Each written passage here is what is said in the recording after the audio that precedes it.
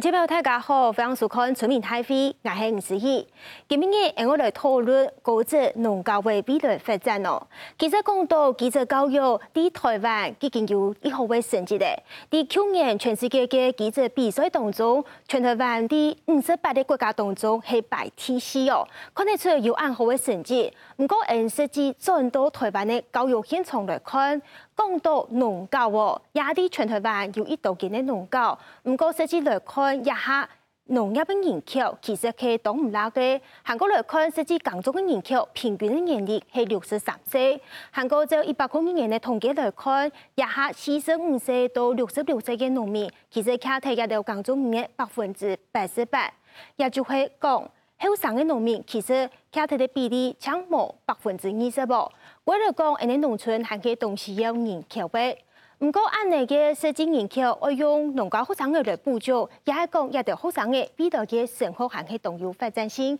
今日就要到節目上大家共下來討論。接着同大家介紹嘅今日嘅來賓，頭一位係農委會副督處農業推廣科嘅科長，陳立成陳科長。主持人好，大家好。聽日來賓係教育部國民前學前教育署嘅副署長戴淑芬戴副署長。大家好，我是國教署副署長戴淑芬。今日來賓係呢關西高中，就係頭擺嘅關西農教嘅校長哦，吳彥勇吳校長。大家好，我係關西高中嘅校長吳彥勇。今日來賓呢，其實就係農教專業嘅學生嘅，佢係苗栗太湖嘅青年農民王文義。主持人好，各位觀眾大家好，我係G2代嘅創辦人黃文義。歡迎按多位來賓，今日來到節目現場，今日來討論咯。現在呢有一份資料統計，講到一下呢，農教出來嘅學生嘅喲，其實將62%係繼續來做一個農哦，其中有40%嘅學生嘅，佢係唔想去做農嘅。實際嘅學生嘅，底下讀書韓國對未來去做農嘅想法係乜嘅？先來看一套影片。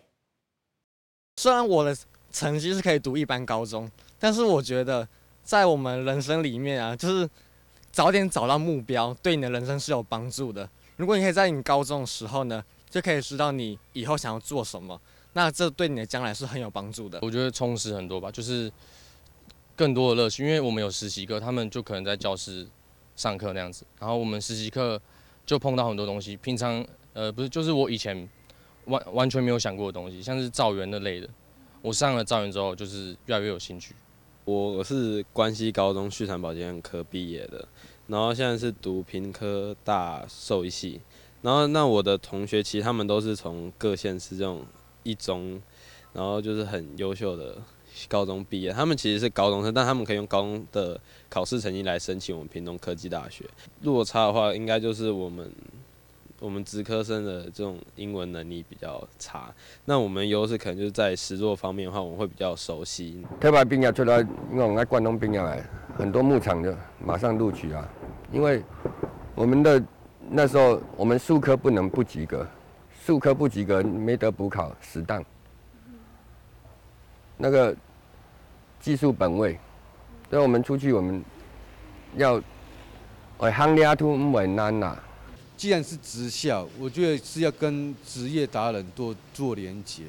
可能我覺得一個月啊，或者是一個學期要開幾堂課去，我覺得回歸到校園，回饋給校園，這樣技職教育才會進步。加 ND 方面，我看到有兩個學生嘅，佢講我以前關西高中來讀，主要係想去讀到同一般高中冇同樣嘅。韓國家都沒有講到未來想去繼續讀書，韓國有可能繼續去做農業有關嘅事。也就是講，嗰兩個學生嘅，佢就有可能係有62.3%嘅兩個學生嘅哦。唔過實際沒有看到有人去高中過後，其實係讀到一道嘅問題。因為再個轉到來看哦。實際有拍翻去工作人，其實佢冇按到嘅。不過有的學生嘅，佢就想講，既然我冇法度去工作，咁我就去農企咁樣上班。大概呢有44%學生嘅，佢係想喺畢業過後去農企業工作。其實就係苗栗農工畢業嘅學生嘅。按呢毕业过后，去直接去做 PDC， 也係講就轉到屋卡去做人嘅革命嘅事業。其實都畢業來講，吼，我係做略有相關性，有一些相關性。你講我係從事生技產業，我叫做農業後端嘅，我係真係到農業後端行轉來農業前端來做。叫我到農業前端行轉來做嘅時間，我又發現到其實農村做用品牌化嘅方式來做。如果講一個小眾小群組的品牌化，就講小農的品牌化，我之後也件事情對我也喺目前的認知當中來講，係有一些的做得行的地方啦。對學生嘅角度來出發，其實唔係屋卡設計有啲唔使有法度按腳住工業農業來做喏。其實屋卡有啲咩一種啦，因為像我屋卡係種果樹嘅話，佢從農的門檻較高。佢會差唔多5年，才會有了了果子會打出來。佢說以來講，可能係1年的草本類嘅，也係果樹類，其實也從農嘅條件冇同樣啦。多謝文義哦，其實文義係咧同後生嘅農民，佢也啲家屋卡來聽數行銷自家嘅屋卡嘅種嘅革命哦。不過文義是一個很特殊的年輕人的例子，可以算是很成功，賺到自家嘅家鄉，韓國有為屋卡嘅產業繼續上升下去。不過我想要請教係高總，咁係大家後生嘅都像文義安呢，他有這麼好的運氣，我的家裡就有農田農地，我春日天天就有投入合作。農業發展跟農業教育嘅問題，我認為講，它是兩個圈圈。好，那農業教育是一個核心的。那你從這個核心出去以後，你有這樣的一個價值信仰以後，那它就比較容易有所堅持。那這個堅持，它就可以比較在外觀條件的一個限制之下，它比較容易可以繼續發展下去。所以我來之前，我有跟我們的學校有做過調查，其實跟主持人您這邊的數據是差不多。有60%的孩子是願意繼續做的，但是他們遇到的問題就是說，可能就是第1級、第2級、第3級的一個農業產業哦，目前在學校裡面還是分得蠻開的，沒有做一些共榮的一個架構。那這個當然就希望我們在整個新課綱108新課綱以後能夠有所發揮。好，那接下來因為整個社會價值主流觀的問題，還是繼續升學來是佔部分，所以我們目前也是努力跟一些大學端，尤其像台大哈，它已經開始開放它的一些主要的農業科系給高職生去做申請，好，也就是說不止一般的企業需要大學或研究所畢業去做從事企業工作，其實農業也是需要，所以我個人我在學校教育的觀點來看是。我不排斥孩子他馬上就業，但是我們也希望說他能夠用更長遠的一個從高職的一個基礎的技術本位到科技大學的一個或一般大學的農業有關的企業科系裡面，那他有所成長。多謝高總哦，不過對設計來看，科長我就要請教了。這些學生他擁有這麼好的學術教育的背景，讓他們有這樣好的環境去體驗各種的農業的生產方式，或者是說他們接下來的2級、3級產業，他們都可以去接觸。不過為什麼現在的農業人口還是那個年齡還是這麼高？實際的從農率，學生好像也是沒有那麼多的意願。是。這個部分哈，我覺得農委會大概有2個部分可以來協助各位哈。第一個部分哈，就是說我們就是要打造農業的一個願景，然後讓這個學生願意回來返鄉從農。那讓他知道，就是說我選擇農業也是一個職業的一個很好的一個選擇。那甚至我們希望這個返鄉的這個運動可以變成是一個潮流這樣子哈。那這個部分是我們要去進到校園裡頭去宣導，讓學生看到就是未來從農的一個很好的一個願景。那第2個部分呢，我想其實可能就是我們要想辦法降低這個學生回來從農以後的一些相關的門檻。好，所以這個相關的門檻，比方說在技術的部分，在土地的部分，然後在一些貸款的部分，那我們就是會協助，就是把這個門檻降低。然後，若是大家遇到有一些相關的困難的部分，那我想說，我們有很多的輔導的措施，都可以協助學生來去解决这个它未来在经营上的一些问题。那比方说在技术的部分，像其实农委会其实有很多的一个那个试验的单位。那我们这边都可以从旁去协助这个相关的技术的辅导，那甚至我们也开了那个农民学院，那它是一系列的课程，可以从入门、初阶、进阶、高阶，也就是说，他可以去选择一些专业的他想要学习的一些课程，那可以再去进修。那在那个土地的部分呢，哈，我们事实上我们有辅导农渔会去成立的那个农民银行，那事实上可以去做一些租赁买卖土地的这样子的一个讯息揭露跟媒合。那在那个资金的部分呢，哈，我们农委会也提出了很多的一个贷款的优惠。从刚刚科长所说的，提供了算是懂得为后出，算是利多啦。不过有这么多的利多，用的设计来看，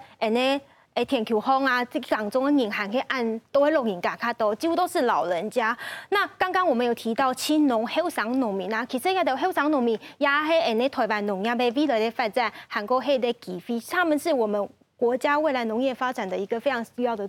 生力军啊。我们的譬如说百大神农奖，神农奖也好，其实很多都可以看得出来，得奖者有越来越多青农的这个趋势了。是。不过我们又要来看到是说，有按斗威后生的农民，不过他们的学术背景是来自于哪里？照一份调查来看哦，其实有超过80%的青农，他不是本科系的学生，大概实际是念农校或者说大学念相关科系的学生来从农的，也才17%而已。是不是整个那沙比的反应对亚的农高后生的就知道说，他们的学业上是否跟不上高中生，或者说现在整个社会氛围环境的改变，其实农校的学生他也是有很好的未来发展前景啊。那我就要想请问一下副分署长了，整个时代背景，我们可以从农校的学校的数量消长来看，其实农校是越来越少那我们现在实际上我们农业的缺口是很需要这些有专业知识的学生或者说农民来投入，那为什么我们的农校会这样子越来越少呢？基本上啊，就是我国的职业教育，它的那个功能其实是都会依社会的发展，然后经济的需求而来。因为高职主要是要培育社会里头的就是专业跟基础技术这样的一个人力哈。那这些孩子大概就是15岁到18岁中间这样的孩子，他们在性向如果说很明确要定位到农业的话，大致会有几个背景。第一个就是他本身家里其实就是有土地哈，他是农二代，或者是有养殖场啊等等的。再来的话，就是他基本上是有兴趣，否则以整个台湾的大环境来讲的话，我们从数据来看，在民国47年的时候，那时候台湾有105所的职业学校，那时候有47年的时候有43所就是那个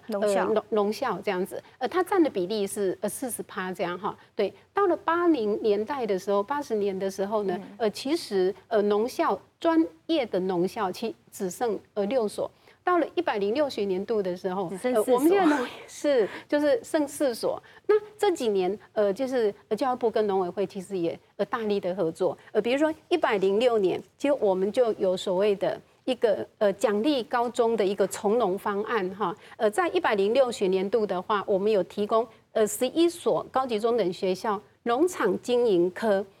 如果你的成绩是在前50%的话，高中的时候，对。你可以有每学期5000元的一个农业的奖励金。那如果你寒暑假去参加农场的体验，满20天的话，你可以有就是1万元的那个奖励金。如果你累积到40天的话，你可以有2万元的奖励金。所以这样子的话，你每学年就可以有3万元的奖励金。就是对于鼓励我们高中的学生选择农校当他的一个就学的一个路径的话，其实还是政策的鼓励还是有效。谢谢副分署长哦。那我想要请问一下文玉，刚刚副分署长讲到这么多的利多，头摆地图所时间有按到的奖学金也还嘛该，你怎么去读嘿？冇台湾冇按到的按好的政策啦，讲头摆的话就讲，去甲迄有从农医院的方面，某一天会去讨厌只学校。其实基本上来讲，台湾的太环境来讲，种像来拔，就会让它割出去。其实另外讲，上一台知识就聊到讲做农安开，不过一下渐渐来讲，把个知识来就讲，你去做工。做农，其实唔会讲影响到未来的发展，其实也係一隻全民的共識啦。就講從農伊係可以從大環境的全民共識來講起。因為你係屋卡有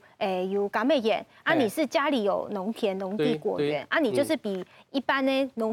後生的來講，你比較多的優勢，因為我不擔心我找不到田地。那對於你來說，考了少了這個門檻的限制，不過實際來看，係講像同共樣嘅轉機，家就會遇到困難係乜嘅？第人家講嘅就前提嘅問題，第二就資金嘅問題，第三嘅話係屋企裝備嘅問題，佢會可能會反對人轉來一開始啦。不過唔會唔會做漸入佳境嘅事情就唔會。反對人轉來差唔多實係。強啦，其實佢就會嚇人啦，就會講唔轉來嘅話做按開做嘛。做農嘅係當橋嘅事情，所以上班較嚴。係啊，佢為了人上班較嚴，其實也咩唔咩上班較嚴，因為人轉來家鄉係看到也係農業嘅機會，人才會轉來嘅啊。好，多謝文義哦。加糖都按到有，我們有現在實際提供的政策的利多，咩有人同人分享過，其實只對農教畢業過後轉到家鄉去工作過後，佢遇到嘅乜嘅問題。不過呢，也我先來看下，一下當地嘅特殊嘅一條學生嘅，一下條好嘅係乜嘅東西。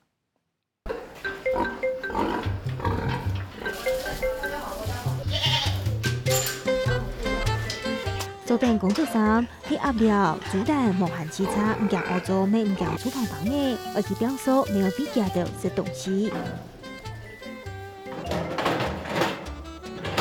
也喺關係高中，學生保健科學生嘅嘅成績前期，韓國一年頭天都要領班的照顧。早上是從煎蛋開始，在煎完蛋之後，我們會先清豬舍。然後豬舍的話，因為豬隻的防疫很重要。是因為豬比較容易生病，然後它的寄生蟲跟蚊蟲的問題會比較多。然後在豬的接下來是羊舍的部分，然後羊舍的話主要就是地板的打掃啊、清潔，然後糞便也要清潔。他很開心，這邊吃邊大便，他都很開心。那你有尾巴有沒有？他們很開心。除咗同一條通報清理飼鳥，還會同其他條培養感情，了解用會同其他條好好相處。不能這樣抱，不能這樣抱哦！你這樣抱不是勒到他了嗎？對啊。對啊，那學姐教一次，這樣看怎麼抱？脖子這邊，右手抓脖子，然後提起來，然後抱屁股，這樣。啊。對，這才是正確保定方式。對。為到學生嘅實際了解山寨有補償，好夠每學嘅背600集嘅論嘅，而你學生嘅對學都養卵，韓國包裝買。都體驗未到，結合一下前4項嘅重複民用，多個3年級還會學重複民用嘅技術。練習剪刀的拿法還有用法，然後幫狗狗啊修剪毛髮，像現在就是在把它的頭型，就是這是一個假毛，然後我們要練習把它的頭型剪出來。另外一篇係英語學嘅學生嘅，讓你記得準備好些帶定作業，而來學人工偵查嘅技術。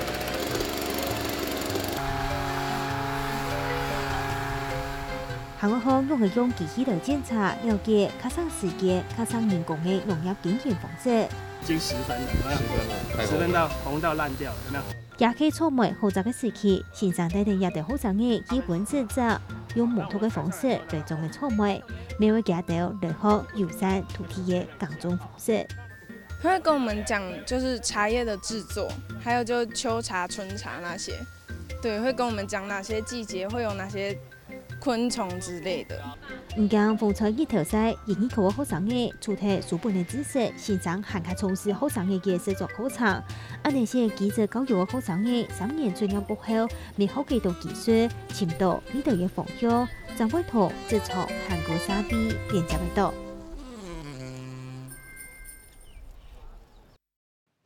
加睇影片中看到係關西高中玉山保健科、韓國演藝科兩科嘅學生嘅，佢哋呢英語咯、當日咯，走順嘅時間差唔多都啲嘅上40課，就係講啲老輩，唔係冇讀書哦，佢哋上嘅課，像係呢。大早就去請竹籃啊，或去飛機阿伯亞的航空養段，這些都是他們的課程之一。還有園藝科的學生，高中有看到佢哋當日都啲日頭下晡，摘茶啊、種菜啊、韓國種法，一乜嘅都係佢哋會學嘅。其實這些學生學的東西非常的多。我們實際來看，看下關西高中，其實。佢頭擺按到關西農高，第2003年嘅時間，佢就改做按到關西高中，佢也有一般嘅高中，沒有綜合高中、韓國高職科嘅學生嘅。高職的部分主要係讀玉山保健科、演藝科、韓國食品加工、家政科。我們在高中的部分呢，其實它有專門是專精在學術資訊等等的這些學生，佢哋都有無共用嘅專業。不過，我先講到高中哦，按到位農高當中，我們關西高中，我們現在的 team B 係乜嘅？有按到位考，我們每間農校都有自己的特色。那我們關西呢？因為講教育嗰樣嚟啦，它是一個渲染暈眩的一個作用，越擴散越大。那這樣子的話，才會去呼應剛才主持人您講的，就是說，其實從農很多也是一個很多是別的，原來是別的背景過來的，因為農業是教育是人之心的所本嘛。哦，所以我認為說這個部分，我們目前在推行的就是一個回歸到人的最根本，友善土地，好無毒栽培，好，然後告訴孩子。這樣的一個綠色農業或者是有機農業是值得發展的。不過一啲學生嘅嘢就講哦，啲學校會學到用嘅摘茶、用嘅鹽嘅，啊，也係啲鴉片醬油嘅課程係。那是屬於比較傳統嘅邊嘅農業嘅一個基本嘅技術啦，技術。那我們現在目前是說，除了那個基本的技術以外，我們也農業跟科技做結合。好，那比如說剛才看到那個洋舍，那以前它是很髒亂的。那我們現在在我們優質化的計劃的支持之下，我們建立了這樣一個友善的綠能的一個洋舍，哈，也就是說讓它通風更好，然後孩子在清理羊的糞便的時候，能夠不會沾到一身的那個腥臭，好，也就是說告訴孩子，還有我們做了很好的污水處理設備，所以也告訴孩子說，我做這個農業。我看到這個畜牧的前景，不見得是我自己要弄得滿身的心，好像也都是以前那種對畜牧的那種味道。對，基本做絲海呀，然後做西裝啊，都去上班，要你感覺。因為農業以後會發展，可能都會前進啦。那我們實際來看到，亞哈啲台灣啊，有副分組長有講到，其實我們以前有非常多的農校，不過聽到時代嘅環境改變，頭班咧人講我用農業來培養工業，用工業來發展農業。當時咧農校差唔多有43間，不過到為1974年嘅時間咧，其實存到6間咧。家下有冇講到亞哈搶存到4間天天哦？故所講咧，亞哈應用嘅同一的學生嘅留下來，韓國帶定機會的正確嘅方向，行向高科技，聽呢都是佢嘅農業嘅觀念落去哦。其實係亞哈一啲學生嘅未來發展呢，當中有一部分，從實務上跟我們所學可以接軌，讓這些學生他在畢業之後不至於迷失自己的方向，對於自己的未來有一些底子，然後有一些想象，這應該是我們辦教育，讓這些職校學生在職場上，有一些接觸的一個實際的一個想法，對不對，副分署長？對，是沒有錯。剛剛校長其實也有提到，就是我們現在呢，就是讓我們的就是高農職校的那個學生哈，除了他傳統的農業技術之外，我們也是要擴展他的學習的領域。比如說我們舉例來說好了，前幾天我們那個技高的學術的研討會裡頭，頭城高中他們舉他們學校的那個課程，他從他們種那個金棗，宜蘭金棗，對，然後呢，從金棗的那個果實，然後他們去加工做成果醬，果醬之後呢，他們又去做包裝，然後包裝之後呢，他們甚至在設計裡頭還去申請智慧財產權，這樣哈，對，然後去行銷了之後呢，其實他們就是然後扩大，然后让就是观光科啊，就是再去做贩售这样。那在这个历程里面，它除了传统的种植技术，其实它还要就是包装、美感、艺术。然后他要有人文的，他要去诠释他这样产品在社区里头的那个价值，这样。然后他的行销里头一定会用到商业经营的就是专业的学科哈。等等的这样哈，然后他们要去研发创新，那因此这些课程呢，其实都是尤其是我们现在就是在108新课纲里头，我们也在强化这样哈。总之呢，我们很希望扩大学生的学习领域，就不是只有传统农业技术，它可能跨科技，到后来可以是无人机喷洒农药等等，那它可能可以跨环境技术，然后去控制那个整个环境的栽种的一个品质，土壤啊、水分啊，等等的哈，这样子多元的那个技术跟专业科技的专业的智能，对这些职校的学生来讲的话，他足备了就是以后在农业发展上的技术跟专业，那他以后会有更长远的路。谢谢副分组长、科长。刚刚副分组长讲到这么多，其实学生他们已经有可以实际跟社会或是社区实际在从事农业的这些民众来做接触了。我们是不是也有辅导学生去参加职业探索啊，让他们可以提早体验到职场？是的。我们这边哈，其实都有跟教育部这边来共同合作哈，然后希望就是说带领这些学生呢哈，就是避免有那种学用落差的一个情形。所以呢，我们大概在2-3年前呢哈，我们也推出了就是高职的职涯探索这样子的计划。那大概每年有大概13、14所的高中职哈来跟我们合作。那大概1年大概有130、140的学生进入到我们的农场。那我们这个农场呢哈，就是会安排，就是学生进到农场之前呢，我们会请那个试验改良场所的这些技术人员哈，先来跟学生做一些职前的训练，包括就是一些安全的一些讲习，那甚至让他知道说，进去农场以后他们是要学什么哈。所以大概在暑假的部分，他们可以从10天、20天到40天这样子的时间哈，就进到农场来。那我们因为是希望有一个诱因，然后让他们多来体验学习，就整个未来这个他们接触到那个农业以后的一些那个产业的一个发展的一个形态嘛哈。那所以呢，我们也会给农场主，就是他的训练指导费，也就是说，我们希望学生进来以后，他是事实上是经过一系列的一个训练。好，那所以在这个某种程度里头，我们都是希望带领学生，就是说他可以从最基本的扎实的那个基础的一些经营管理哈，然后一直到就是后端他要怎么去发展他的高科技，那甚至未来他要去行销的这个领域里头，我们事实上都可以放到那个职涯探索的这整个学习的一个课程。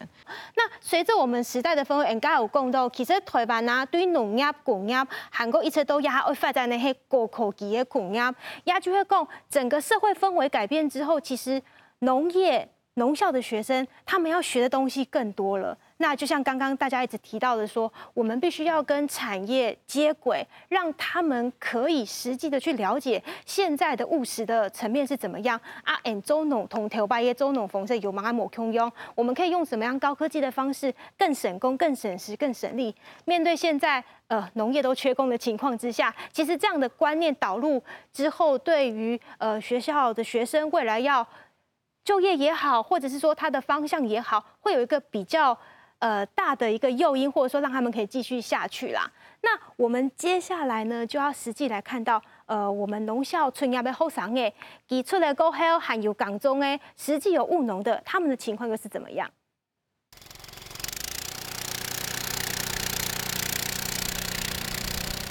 下晝時頭，風吹下高台，悠悠寒天，上陣的日頭，農民飲起毛，當地天氣好，無限之差。進咗風下台，你上來去嗰時機，還冇一份風靠團體。對關係農教初一課，也就會廿嘅關係高中春業過後，40歲嘅佢頭擺主要係做裝潢兼做農。農業內佢嘅天專心攞身來做農業，也2分天嘅天橋就係佢實現這個農法嘅其中一個素材。劉漢講小農直授，然后自然农法，一块土地我们不去污染它，你能够保护一块是一块。干净的土地，你种出干净的食物。土地是妈妈啦，你要强强啊，天天做来落去，打开来放鱼的时候咧。佢同自家潛到行下生人工嘅方式嚟耕種，一下佢還要有時嘅成分做到唔夠同好天冇嚟上課，而學生嘅同職務就會多。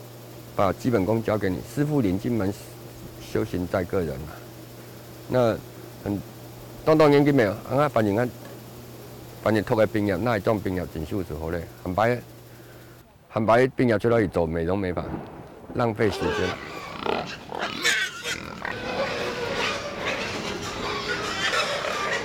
除咗係農教專業，一直到陶冶太陽經營小牧場，用科技嘅方式嚟協助為業防正常，直接就肯定加大馬嚟協助為。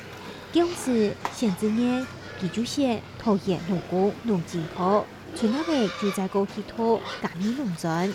早期我在讀書的時候，那整個學習課程，我覺得是蠻完整的。那從高職就從技術面，不管我是讀農業基因科嘛，那就是必須每項農業都要去嘗試去學習。為咗改變外界對協助為嘅看法，其他作為創新嘅科技化協助廠，2012年還得到了農委會神農獎嘅肯定。飼料的運送都是利用管線嘛，那我只要把開關打開。看他們的食量多少，再去控制。我們是用條狀地板的豬舍，那也省掉清洗的程序，所以基本上我們是餵豬跟馴豬的工作而已。那一個人可以管理到2到3件事，沒什麼大問題。是講唔係啥啥對農教專業過後，都會實際去做農，而用嘅同人才留下來，比下到發揮好到位，落實嚟做農業，就係關鍵。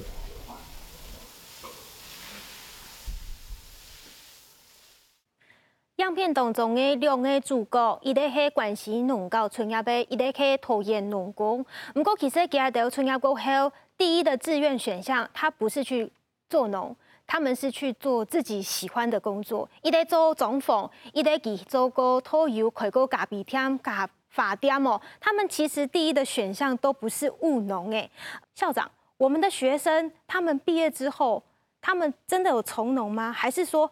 我們在學校教育他們的時候，我們不會跟他說，你出來聽到一港中啦，你一定要去做農業。我們先把教育，我們先把要學的學好呢。我們目前在學校裡面的教育，我們是把它看成是2階段的。一階段就是說，剛才我們在這邊 focus 的主題，就是一直是高職的一個基礎的一個農業的一個基礎的技術跟信仰跟價值的塑造。那到大學端那一端，那他需要做這樣的一個更精進。那他到社會上，我相信他因為接觸領域，因為不是到高職這一個階段就可以面對未來社會的一個變遷，所以到大學這個部分，我們目前我相信連我們主管機關可能都是會比較鼓勵說，孩子要看多一點的視野啦。但是面臨到了一個問題，也就是說，為什麼他們到後來還是會選擇會先去別的行業去試試看？我是認為這個部分是不用憂慮的。也就是說，我剛才講過，就是說農業是人之心所本，所以它必定到處遊蕩以後，還是會回到倦鳥會歸巢。所以我認為這個農業這個部分，我認為不用去強調青農啦。其實40幾歲進來都還算是很棒的一個成熟的心性的一個能力。我們在學科上面表現得比較好的學生，他們願意去從事這樣的念這種技職教育，也等於後頭給，所以我們成績也不會輸人，所以他可能是之後我們農業的一個人才啦。對，像這些孩子，其實他們的創新能力很強。像我們的貢丸，我們都知道是豬肉為主原料嘛，哈，但其實雞肉比豬肉更健康。為什麼沒有聽過有雞肉貢丸？他們就會去想這個問題。那他真的也做了，然後利用我們國教署的專題製作的一個比賽，拿到全國第2名，這也蠻有趣的。那這些都是這些孩子的創新能力去發揮出來的，對。文颖，刚刚谈的高中还能够，你跟用时读书的时间，你会觉得你比别人差吗？掌握一通农高？唔会啊，做农教体系出来的学生係咩茫茫嘅，因为我其實當到同學沒到太府，因為太府做苗栗太府做農業縣市、農業大市，就是大鄉。故說我當到同學來現在喺苗栗農工來讀書，嗰留到去行到森林科，留到行到園藝科，留到行到農經科，其實都一下看來佢也就發展，嗰個也就咩茫茫嘅，咩唔可以當差。嗰個也雖然講佢途中有出去。按過轉來時間，佢對佢個品牌化的發展，對佢專職農業的發展，其實佢當專注去做一件事情，因為佢想到係某個環境其實沒冇家鄉來的好，因為按照太府種草莓、吃埔的係1:1咧，有時候佢全部大力的發展草莓，其實沒有年薪幾百萬的農夫沒有啊，沒當多。副署長，剛剛文藝還有校長都講到，其實。現在的農校的學生，他們學的東西很多。我們剛剛有談到說，我們想要向下扎根，不僅高中，我們從國中就要開始來做。那這也是要否我們之後的那個農業人才。其實我們現在就很努力在做這一件事情。其實12年國教它一個很重要的教育價值，其實就是適性揚才。那選擇你所愛，愛你所選擇，這樣。所以其實在從國小到國中，其實國中更明顯。我們其實很強調那個所謂的職業探索。接觸與職業教育法裡頭，它其實從國中國小其實就應該有職業探索的那個課程。那國教署其實也補助就是各縣市設所謂的職業探索的中心，然後我們也做生涯發展的一個課程，然後協助孩子做生涯的規劃。尤其有一些國小啊，其實它就會有所謂的晨間時間啊，或彈性學習時間啊，然後讓就是各式各樣不同職業性向的人到校園裡頭去講他自己的那個職業發展的一個現況去分享。那在國中的時候呢，其實我們更扎實的去做職業探索。我自己會覺得像文藝這樣的一個形容，如果能夠到國中的校園裡頭去分享他的學習的經驗，跟他現在在職場的那個生活的話，其實對國中的學生是一個很大的吸引力。不止到高中，我們國中就開始去。對對對。那我也覺得，就是從高中到銜接到大學，像剛剛那個吳校長所說的，其實我們也為就是高職的畢業生，其實他如果要走升學的那個進路的話，其實我們還是有一些技專可以合作。比如說你3+2+2，就是你加2年的技術學院，或是再加就是那個4技哈等等的，或是你5專，然後再加2年的就是那個技專院校等等的，就是類似這樣子的話，你從高職到技專同樣做課程的銜接，那他可以去保障他的升學跟就業的那個進入的話，其實這樣一貫化的一個人才培育的話，是我們現在很努力在推的。要把從農的人口降低，留住這些技職教育的孩子，其實是我們未來的一大課題。對。那也不是一定說，要的通農高或長他出來就是一定要從農。就像校長剛剛講到的，我也許可以讓他們出去闖一闖，他們本性就是離不開農，那他們最終還是會回到農業。但這樣子的想法，校長提出來其實是還蠻算是樂觀啦。那我們實際上，我們台灣這就是面臨的問題，就是農業缺工嘛。那怎麼樣能夠讓這些技職的孩子出來，就是實際可以不一定是要補足我們缺工的這些人力，那至少可以讓我們的農業的人口從農的年齡層可以降低，這是我們一個未來的方向。那我要問科長的是，我們有這麼多的精英的例子，那我們有很多的青農，那我們要怎麼樣能夠更落實的往下扎根？我这边再补充说明一下哈，事实上我们在那个跟教育部合作的那个鼓励高中从农方案哈，那刚刚也诚如就是我们关西高中的校长也有来说明，就是说现在其实各校都看到这个奖励高中的部分，不管是在升学还是就是其实都获得很多的家长的支持，所以我们其实农委会这边有在考虑，就是要扩大除了我们现在现有的那个农场经营科的小朋友以外，那事实上还有其他的，比方说是园艺领域的。那或者是说食品加工的，那甚至农机的，那其实还有一块就是渔业的方面，所以我们就是要考虑有考虑哈，就是要把这个鼓励高中从农方案放宽到更多的不同的农业的类群，然后吸引更多的农业的年轻人回来从事经营。毕业之后要找得到工作，前面都去家上去做的投入，韩国有味道的发展机会，韩国方向其实去当到后生年，其春假过后。没有，唔对做嘛该。如果说他有一个确立的方向之后，其实他未来的路会走得更坚定。就是还没做补充一下。文艺，请说。其实，鸦片会接受农委会、水土保持局他们在做的一些农村专案，就是说大学生回游专案哈，由我们这边来做承接，也是有一些案子，就我们会引导这些学生说，他如何在农村里面说做一些农村的创意市集或农村的食农教育体验。他们是在大学生在暑假的时候，他们会推出来这一个方案，就是让大学生他主要是先了解农村的东西，他要怎么去行销农村，他们会来做一个通盘的检讨，甚至我们在苗栗会发展出一个无人机发展，对无人机课程的教授。那为什么他未来跟农业结合的时候，他就是可以做我们的休闲农业、休闲观光，甚至我们的土地盘查，甚至我们的林业盘查，其实它都是一个非常重要的一个区块。其实转了农村，它不一定是完全做只有做耕田的才是农业，它其实很多发展性，它就是一个以农业的概念来去做。阿高总，像文艺这种优秀的青年，其实在农村应该会越来越多啦。不过刚刚校长也有讲到，我们关西高中啊，我们在技职的一些比赛当中，也是成绩很亮眼，我们还有特色招生。像我们的技艺比赛成绩也是不错。那这些学生未来的发展方向又是怎么样呢？技艺竞赛，我觉得它是强调实作跟典范的哈，就是说，它农业的技艺竞赛有个特色，就是它有抽签选手。好，抽签选手就是说，我抽了你就来参加比赛，而不是你需要特定训练的。主要的重点就是他希望你农业教育是能够普及化，而不是单纯的只训练选手而已。好，所以所以变成说，我们老师在教孩子的时候，我不是为了技艺竞赛，其实我们每个孩子我都要让他有实作的精神。第二个是典范的，就是说，这些获得技艺竞赛的优胜的选手，他除了有一个荣誉以外，其实一些像外面的景观公司啦，或者是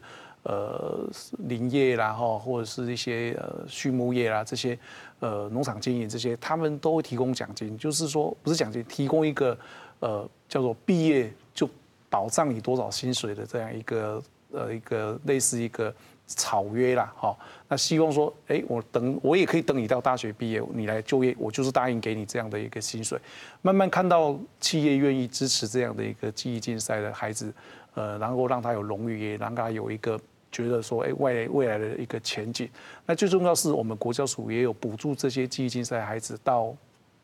国外去参观，农业是到日本的。那这些孩子回来都非常非常的兴奋，都觉得开了视野。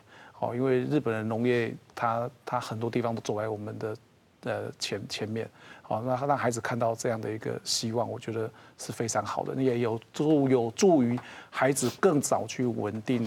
我们呼应我们节目原来的需求，就是后生也做港中啦。好，多谢高中。那我们副分组长，我们继续校长刚刚所讲到的，这些孩子出国。开了眼界，有了这么好的视野，我们要怎么样把这些人才留下来，实际来做农呢？其实以教育的功能来讲的话，就是这个孩子的特质，他是往什么方向适合我们帮助孩子找到自己的兴趣，还有自己的特质，在自己的特质上往上发展学习，其实这是最有效的。基本上高职它是为了呼应就是职场的需要嘛，培养他的技术，因此实习课程在高职的课程里面其实是非常重要的。那农业它有一个特色，就是它的作物的成长期有它的季节性，所以呢，我们是希望就是在高职的农业的那个实习的课程能够尽量呼应作业的成长期，来做适度的一个调整，这样可以课程上调整，对。第二个的话就是说，我们一定要链接就是在地的那个产业机构，就像刚刚校长所说的，可能农会啊，或是产销专班啊，农事所啊等等的。业师或者是一些农企业，他们有更高的一个技术设备，然后提供我们学生可以充分的学习。另外就是扩大就是高中的奖励从农的一个方案。我们希望不是只有农场的经营科，希望到时候可以有，比如养殖科啊，或者是那个作物栽培啊、畜产啊等等这些科，也都可以获得就是农委会那边的帮忙。我们可以扩大就是孩子他去选择高职做这样农业类科的一个升学的一个进入这样。所以呢，就是说从让孩子了解自己开始。我们在政策上引导他，帮助他，然后帮他克服学习上的困难。那一方面也奖励他，就是提供一些诱因等等。那希望就是在农业的职场上，我们高中阶段这边的人力可以有更多的投入，然后协助解决就是农场缺工的一个问题，这样。那双管齐下，就像副分署长讲啊，如果这些人才真的都能留下来，这些精英都能留下来，那他真的就是台湾未来农业的发展的一个很重要的一个动力所在。那出社会之后，这个部分就是要交给科长我们这边。如果人人都能当青农的话，那是不是我们台湾的农业就不会有面临那么多的困境跟危机？所以我们其实也在营造，就是说，你从农不是一个人很孤单的，我们希望打的是一个团体战。所以呢，我们其实在那个各县市的一个那个联谊会哈，我们成立一个青农的一个联谊会。那事实上是透过这个联谊会呢，他们彼此之间可以做一些技术交流，那甚至或者是说找到合作的一个机会。好，那我们希望就是不管是新进的，或者是一些那个我们辅导的年轻人，或者甚至这些那个有经验的丰富的老农，哈，都可以来加入我们这相关的联谊会。然后呢，透过这个联谊会呢，彼此大家互相就是会激荡，然后就是可以让大家更好的一个发展，哈。所以其实。就像刚刚副署长提到的哈，我们就是说，其实是需要去营造这样子一个从农很好的一个氛围啦哈。那刚刚也提到，就是说我们要怎么样在跟学校这边再去做紧密的结合。我想其实我们就是会大家彼此之间就是互相的帮忙，然后就是希望就是更多的人可以进来农业的产业这样子。有了中央部门教育部跟农委会的协助，然后再加上像校长你说我们会实际带着学生一起去参与，然后让这些学生从小就打好基础，唔好出到讲通农教好上嘅未來就冇乜嘅發展。其實也下拖記者教育學教出來好上嘅，就學到嘅一項屬於一項技術，咪就係講他們比其他人出來過後有更加多嘅未來嘅發展機會。農教學生嘅有可能就係未來台灣農業同創業嘅統一。以上就係今日嘅村民大會，感謝鄉親嘅收看，現在會。